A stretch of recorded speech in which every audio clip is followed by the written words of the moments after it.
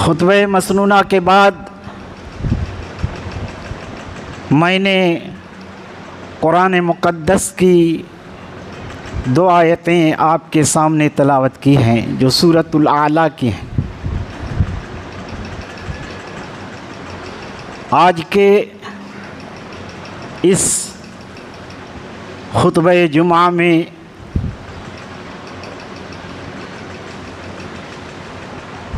इन्हीं आयात से मुताल्लिक़ जिस मज़मून को अल्लाह ताला ने बयान फरमाया है आपके सामने बयान करने की कोशिश करूँगा। अल्लाह ताला फरमाता है, बल तुसिरूनल हयातद दुनिया,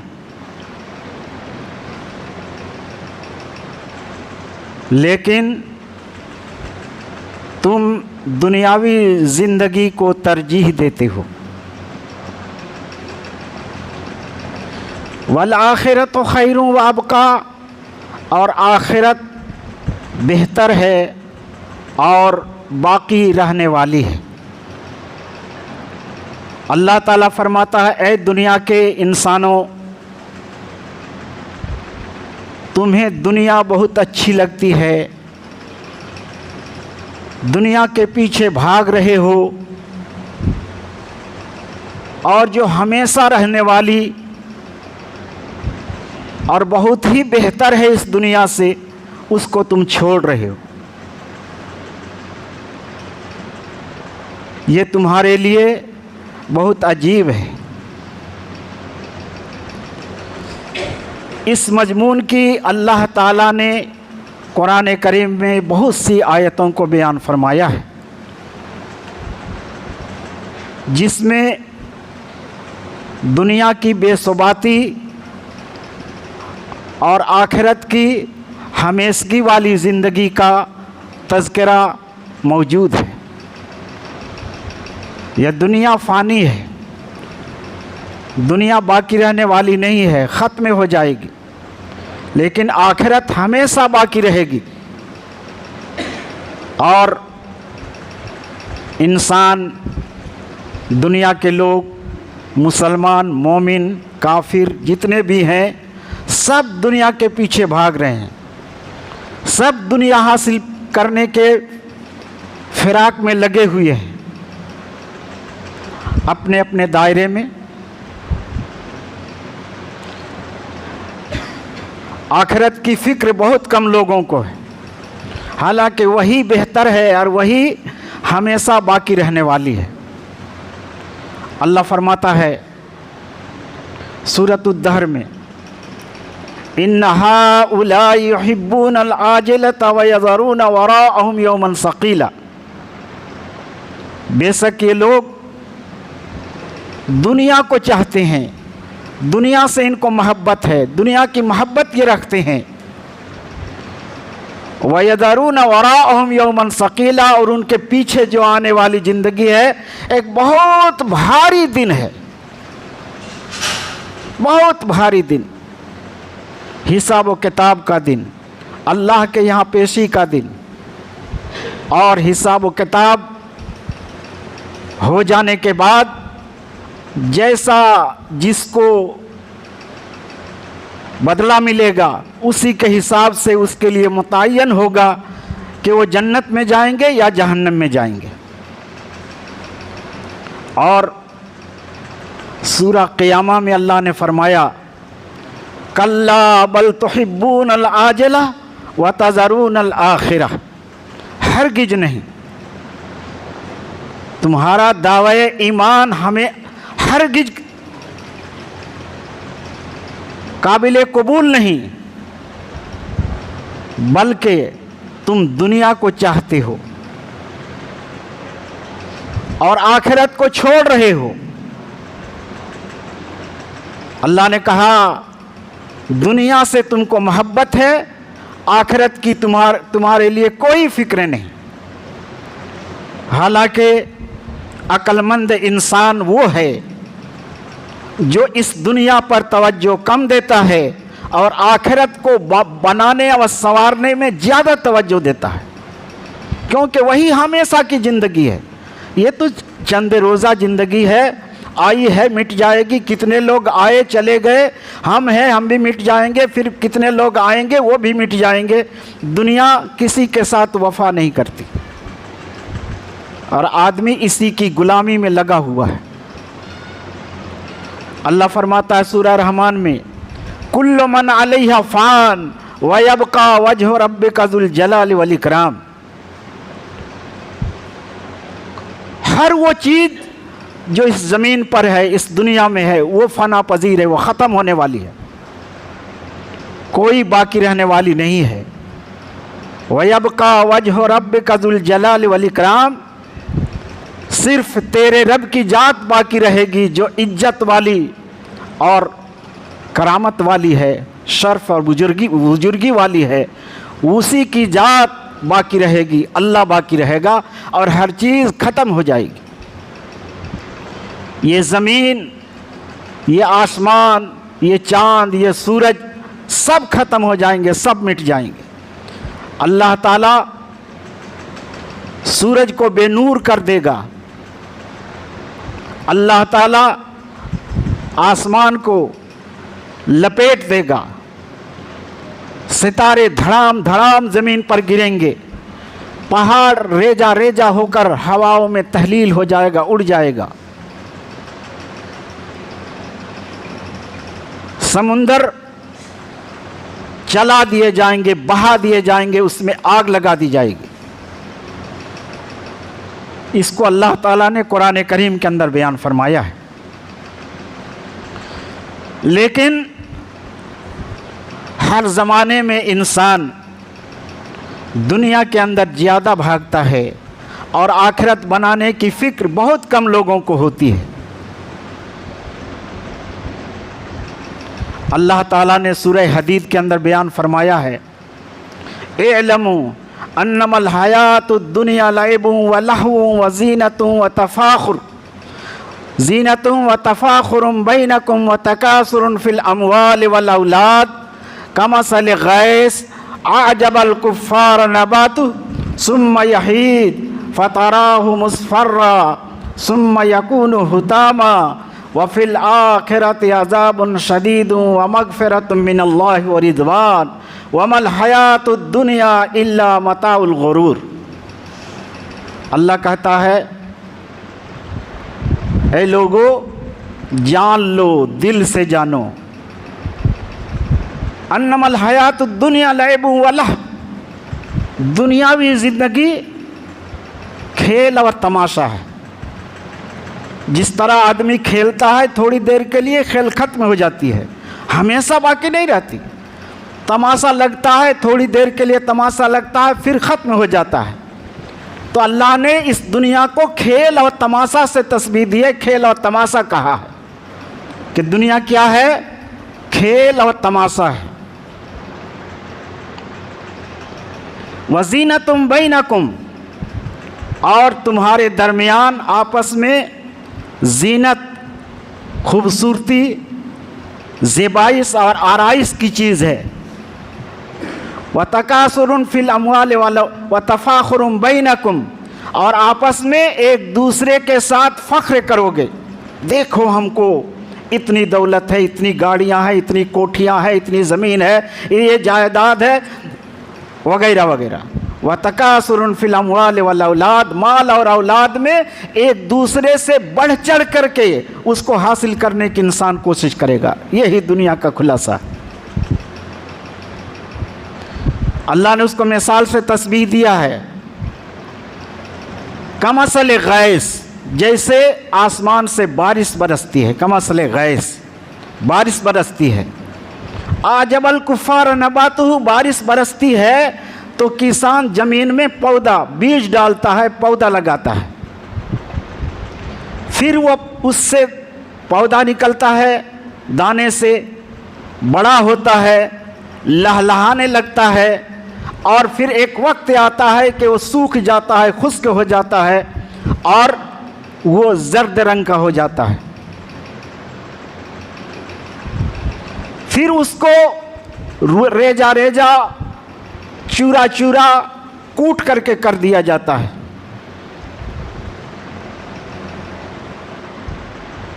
खेती से इंसानी ज़िंदगी और दुनिया को की तस्बीह अल्लाह ने दी है।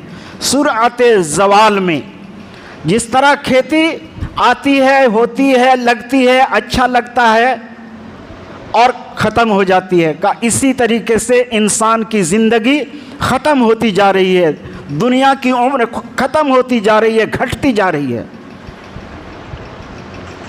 आगे अल्लाह ने फरमाया फिल आखिरत अज़ाबुन शदीद, आखिरत में बहुत सख्त अज़ाब होगा उनके लिए जिन्होंने दुनिया ही को सब कुछ समझ लिया और आखिरत को छोड़ बैठा। व मग़फ़िरतुम मिनल्लाहि व रिज़वान, और उनके लिए मग़फ़िरत जिसने दुनिया को नहीं समझा, दुनिया को कुछ नहीं समझा, आखिरत को समझा, आखिरत की फ़िक्र की, आखिरत को बनाने और संवारने की उनके अंदर रग़बत पैदा हुई और हमेशा रही।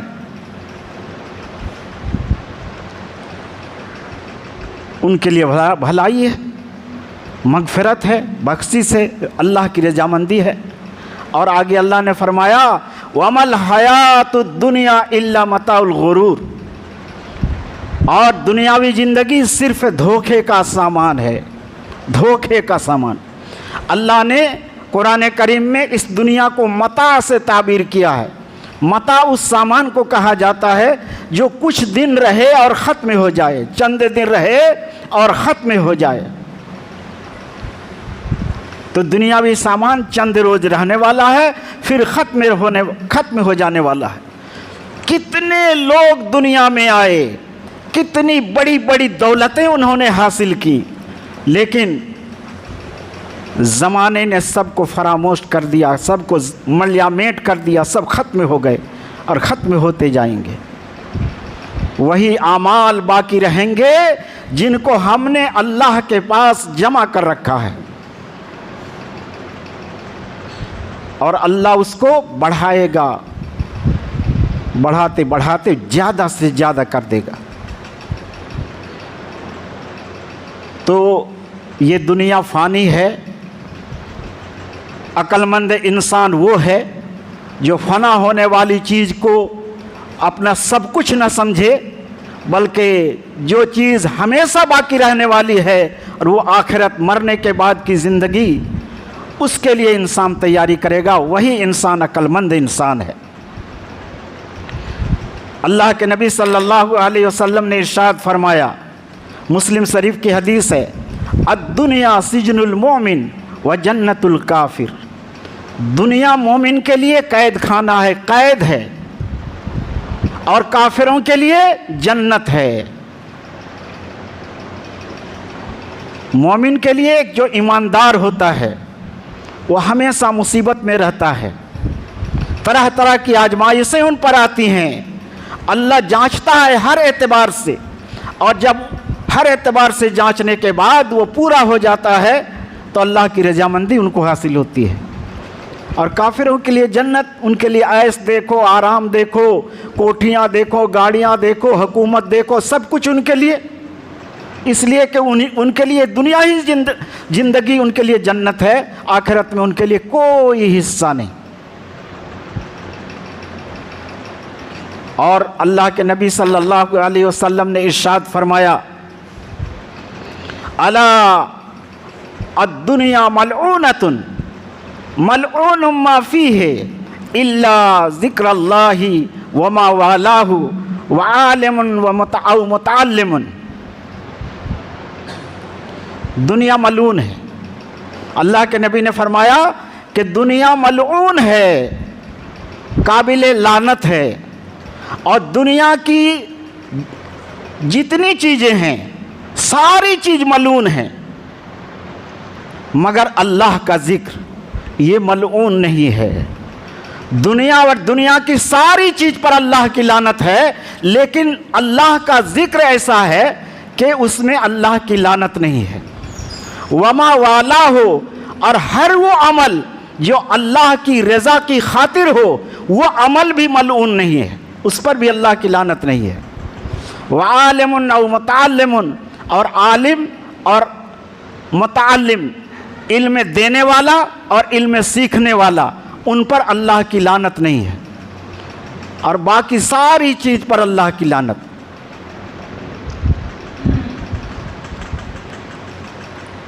कुरान करीम की आयतें और अहादीस इस तरह बहुत सारी हैं। इसीलिए जब हम सहाबाए किराम की ज़िंदगी को पढ़ते हैं, ताबईन की ज़िंदगी को पढ़ते हैं, तबा ताबईन की ज़िंदगी को पढ़ते हैं, अल्लाह के नबी सल्लल्लाहु अलैहि वसल्लम की हालात ज़िंदगी को पढ़ते हैं, और हमारे असलाफ और अइम्मा दीन के हालात ज़िंदगी को पढ़ते हैं, तो हमें मालूम होता है कि उन्होंने दुनिया में दिल नहीं लगाया, दिल लगाया आखिरत में। दुनिया से उन्होंने मोहब्बत नहीं की, मोहब्बत आखिरत से की। दुनिया की फ़िक्र उनको दामनगीर नहीं रहती, आखिरत की फ़िक्र उनको हमेशा दामनगीर रहती थी, और उसको बनाने और संवारने में वो लगे रहते थे। अल्लाह के नबी सल्लल्लाहु अलैहि वसल्लम ने एक मर्तबा कसम खाई 1 महीने के लिए कि बीवियों के पास नहीं जाऊंगा। बाला खाने में कोठे में चढ़ गए। सहाबाए कराम को बहुत फिक्र हुआ, अज़वाज मुतहरात भी बहुत परेशान हुई। हजरत उमर रज़ी अल्लाह ताला अन्हो ने अपनी बेटी हफ्सा से पूछा कि क्या अल्लाह के रसूल ने आप लोगों को तलाक दे दिया? कहा नहीं, तलाक नहीं दिया है। तो अल्लाह के नबी ने नबी से मुलाकात करने की कोशिश की। अल्लाह के नबी ने हजरत उमर को इजाज़त दे दी। हजरत उमर इजाज़त पाने के बाद नबी के पास मिलने के लिए गए तो देखा कि आप जहाँ सोते हैं वहाँ सिर्फ एक चटाई है, कोई बिस्तरा नहीं है, और जब उठे तो चटाई का निशान आपके जिस्म में मौजूद था। वो कहते हैं कि और आपका जो तकिया था वो तकिया चमड़े का और उसमें खजूर की पत्तियां भरी हुई थी। हजरत उमर रोने लगे, कहा अल्लाह के रसूल, आप सैयदुल इंस वल जिन हैं और आपका ये हाल है, क्या हम आपके लिए अच्छा बिस्तर तैयार न कर दें? नबी ने कहा, ए उमर, ये दुनिया और इस दुनिया से हमको क्या मोहब्बत होनी चाहिए? क्या तुम ये पसंद नहीं करते हो कि किसरा फारस का बादशाह, रूम का बादशाह, दुनिया के लोग ऐसो आराम में ज़िंदगी गुजारें? वो हमको पसंद नहीं है। उनके लिए तो ये दुनिया है। और ए उमर, क्या तुम पसंद नहीं करते हो कि इससे हजार हजार गुना ज़्यादा नेमतें हमको आखिरत में मिलें? हमको इन चीज़ों की ज़रूरत नहीं है, हमारे लिए आखिरत चाहिए। ये थे सहाबाए किराम। हजरत उमर रज़ी अल्लाह ताला अन्हु के ज़माने में एक मशहूर वाक़या, हिम्स के गवर्नर का ओहदा खाली हुआ। हजरत उमर रज़ी अल्लाह ताला अन्हु खलीफे वक्त थे, खलीफे सानी। उन्होंने हिम्स के गवर्नर के लिए हजरत सईद बिन आमिर रज़ी अल्लाह ताला अन्हु को मुंतखब फरमाया। कहा कि आपको हिम्स का गवर्नर बनाया जा रहा है। हजरत सईद ने कहा कि अमीरुल मोमिनीन, मुझे ये ओहदा नहीं चाहिए। आसानी के साथ आज ये चीज़ें, आज के दौर में दुनियादार लोगों के दिमाग में ये बातें नहीं आ सकती हैं। वो तो दीनदार थे, दुनियादार नहीं थे। कहा हमको ओहदा नहीं चाहिए, गवर्नरी नहीं चाहिए। हजरत उमर बिगड़े। कहा तुमने हमको अमीर बनाया, अब तुमसे कोई खिदमत लेना चाहता हूँ तो तुम भाग रहे हो। हजरत सईद बिन आमिर ने बादिले नखास्ता उस ओहदा को कबूल किया और हिम्स के लिए रवाना हो गए। कोई गाड़ी नहीं, कोई सवारी नहीं, कोई बॉडीगार्ड नहीं, तन्हा हिम्स के लिए, हिम्स का गवर्नर है, पैदल चल रहा है। हिम्स पहुंच गए, हिम्स के गवर्नरी का ओहदा संभाल लिया। कुछ दिनों के बाद एक वफ्द अमीरुल मोमिनीन उमर फारूक से मिलने के लिए हिम्स से मदीना आया।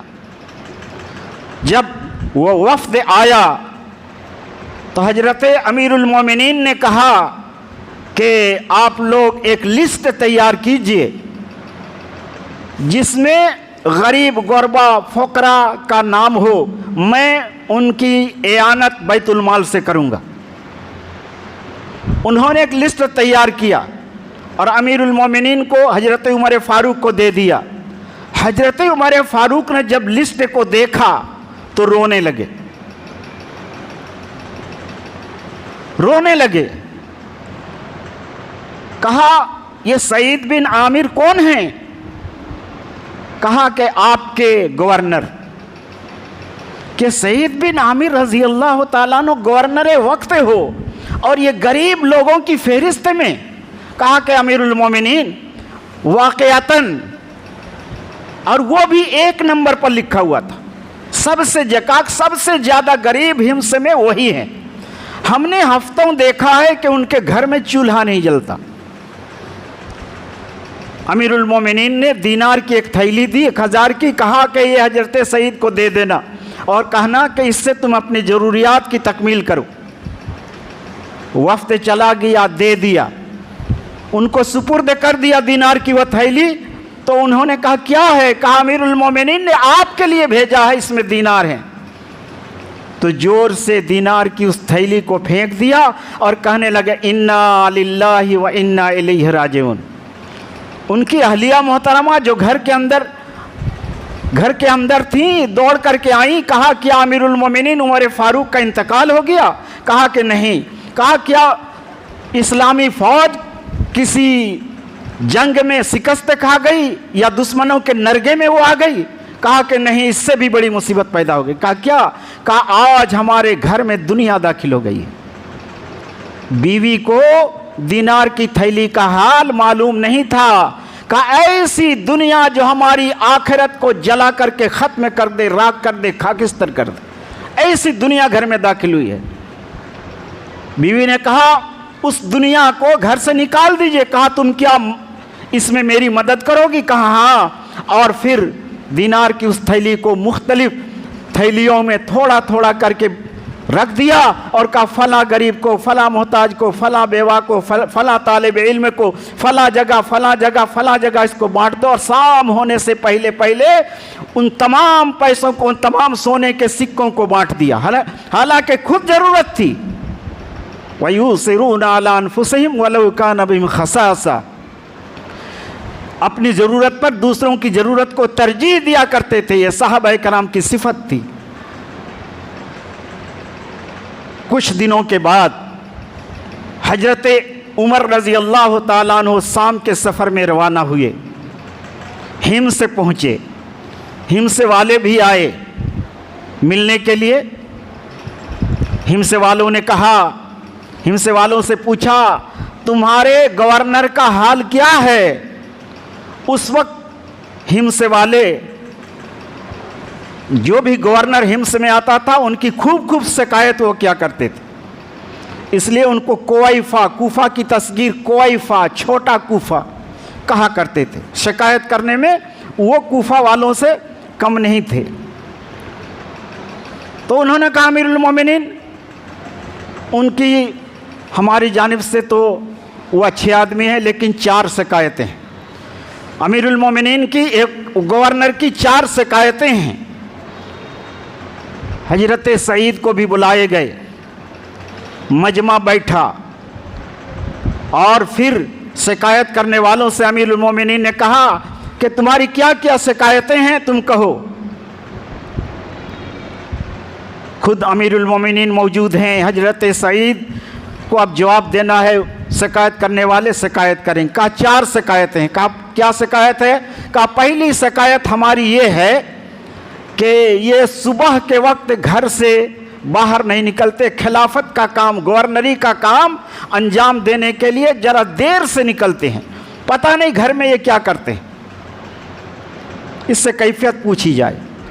हजरत सईद ने कहा, अमीरुल मोमिनीन, ये एक राज की बात थी जिसे मैं दुनिया वालों के सामने जाहिर करना नहीं चाहता था, लेकिन जब हालत इस मोड़ पर पहुंच गई है तो मुझे बताना ही पड़ता है। अमीरुल मोमिनीन, हमारे घर में कोई खादिम या खादिमा नहीं है, कोई नौकर नहीं, और हमारी बीवी चक्कियां पीसते पीसते उनके हाथ में छाला पड़ गया है, रोटी पकाने के वो काबिल नहीं है, इसलिए मैं खुद अपने हाथ से आटा गूंथता हूं, क्योंकि नौकरानी भी नहीं है, नौकर भी नहीं है, कोई नहीं।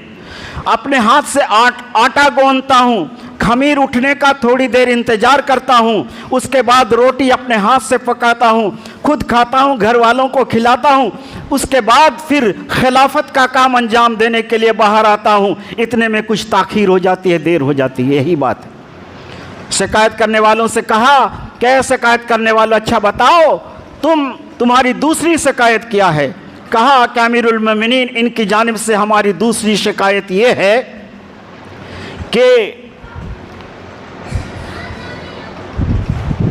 ये एक महीने में एक मर्तबा सुबह से लेकर के तकरीबन 4 बजे तक घर से बाहर नहीं निकलते। क्या वजह है, क्यों नहीं आते हैं? ये दूसरी शिकायत हमारी है। कहा, अमीरुल मोमिनीन, इसको भी मैं छुपाना चाहता था, लेकिन अब बयान करता हूं। अमीरुल मोमिनीन, हमारे जिस्म में जो आप कपड़ा देख रहे हैं, सिर्फ यही कपड़ा है जिसको मैं पहनता हूं, कोई दूसरा जोड़ा नहीं है, दूसरा कपड़ा नहीं है कि मैं उनको पहन करके जब धोता हूं तो पहन करके दूसरे कपड़े को बाहर आऊं, जब धोता हूं तो उनको धूप में सूखने के लिए देता हूं, उस दरमियान घर में बंद रहता हूं, कोई दूसरा कपड़ा पहनने के लिए नहीं होता, और जब सूख जाता है तो फिर दोपहर के बाद 3-4 बजे ही मैं घर से बाहर निकलता हूं। शिकायत करने वालों से अमीरुल मोमिनीन ने कहा, तुम्हारी तीसरी शिकायत क्या है? कहा कि तीसरी शिकायत हमारी इनकी जानिब से ये है कि रात के वक्त ये हमारी बात कुछ नहीं सुनते, हुकूमत का कोई काम ये सुनते नहीं है, किसी मसले को हल नहीं करते रात के वक्त। कहा, हजरत सईद, इसका जवाब तुम्हारे पास क्या है?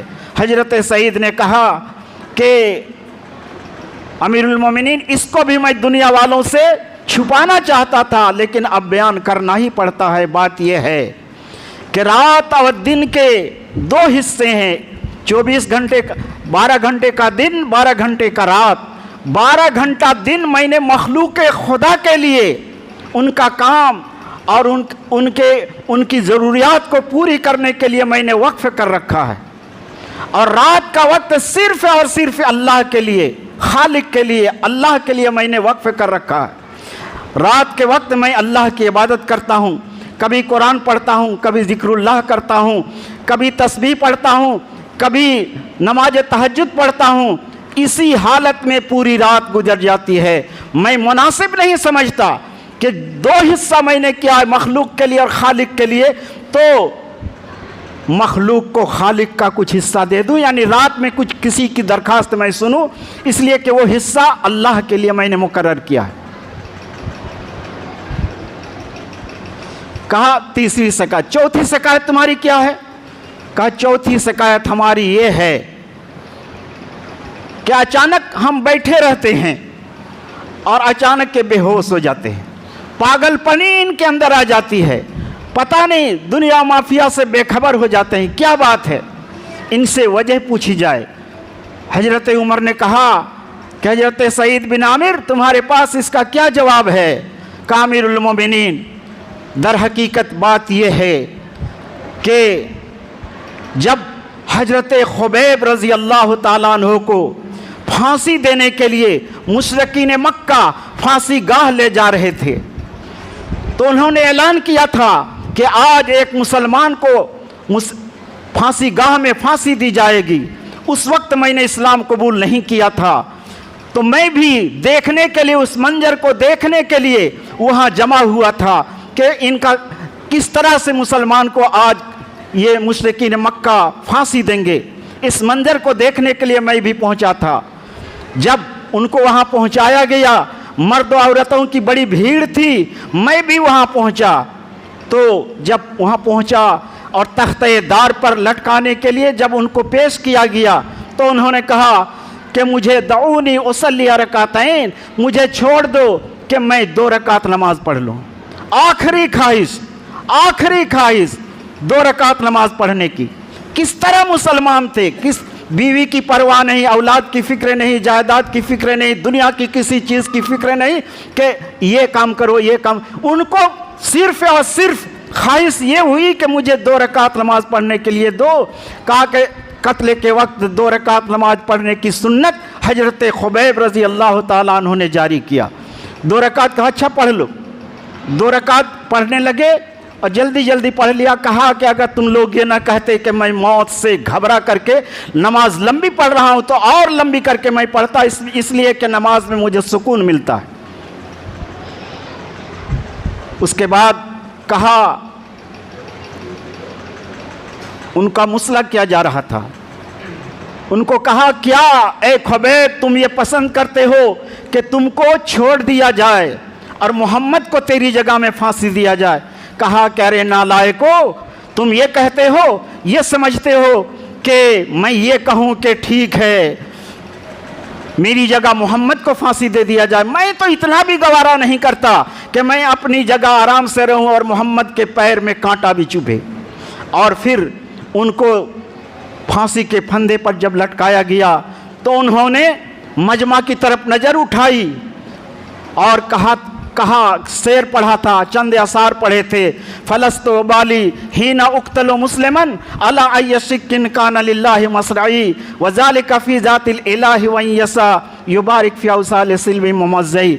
और कई असार हैं, उन्होंने पढ़ा, अपनी ज़ुबान से उसको पढ़ा कि जब हालत इस्लाम में मुझे कत्ल किया जा रहा है, शहीद किया जा रहा है, तो मुझे कोई परवाह नहीं। मुझे टुकड़ा टुकड़ा कर दिया जाए, दाएं से मारा जाए, बाएं से मारा जाए, जिस हालत में भी मुझे कत्ल किया जाए, मुझे कोई परवाह नहीं। अल्लाह ताला मेरे जिस्म के टुकड़े टुकड़े में बरकत अता फरमाएगा। और फिर उन्होंने ये कहा था, अल्लाहुम्मा अहसी मददन वक्तुलहुम बेददन वला तुबके मिनहुम अहदन। परवरदिगार आलम, इन तमामों की तादाद को तू गिन ले, इनमें से किसी को तू जिंदा न छोड़, इनमें से किसी को तू बाकी न रख, और इनको मुतफर्रिक तरीके से कत्ल कर दे। एक जगह नहीं, मुख्तलिफ जगहों में इनको तू कत्ल कर दे। ये बद्दुआ उन्होंने की थी। कहा जब हजरत खुबैब रज़ी अल्लाह ताला अन्हु के सूली का मंजर मेरे दिमाग में जिस वक्त भी आता है, रात को आता है तो नींद नहीं आती है, दिन को आता है, और जब वो ख्याल करता हूँ कि उनकी वो बद्दुआ कहीं मुझे भी न लग जाए, अल्लाहुम्मा अहसी मददन वक्तुलहुम बेददन वला तुबके मिनहुम अहदन, उस वक्त मैंने इस्लाम कबूल नहीं किया था। तो ये ख्याल मुझे सताने लगती है कि कहीं मुझे भी पकड़ न लिया जाए, अल्लाह का अज़ाब मुझे भी ना पहुँच जाए, मुझे भी ना लग जाए। तो ये ख्याल आते ही मैं बेहोश हो जाता हूँ, पागल हो जाता हूँ। कहा वही हजरत खुबैब रज़ी अल्लाह ताला अन्हु की शहादत का वाक़या मेरे इस्लाम